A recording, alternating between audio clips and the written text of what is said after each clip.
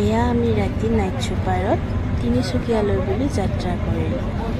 এইখিনি চাগে কাজিৰঙা আছিলে, মই ইমান ভালকৈ ধৰিব নোৱাৰিলোঁ কাৰণ মই তিনিচুকীয়া ফাৰ্ষ্ট টাইম গৈ আছিলোঁ।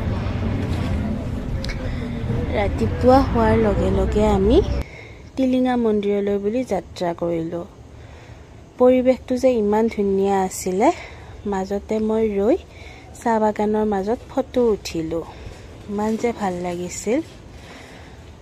মন্দিৰ গৈ পোৱাৰ লগে লগে আমি মন্দিৰত এখন শৰাই আগবঢ়ালোঁ। শৰাই আগবঢ়া হোৱাৰ পিছত আমি তাতে সূতা বান্ধিলোঁ। সূতা বান্ধি কিনে পূজা পাতল কৰাৰ পিছত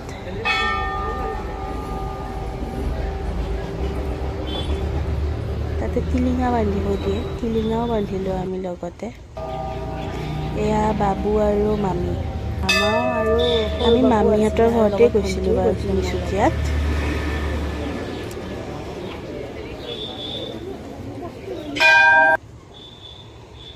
এয়া আমি টিলিঙা বান্ধিছোঁ ইয়াত। টিলিঙা বান্ধি পূজা পাতল হোৱাৰ পিছত ফটো চটো উঠিলোঁ।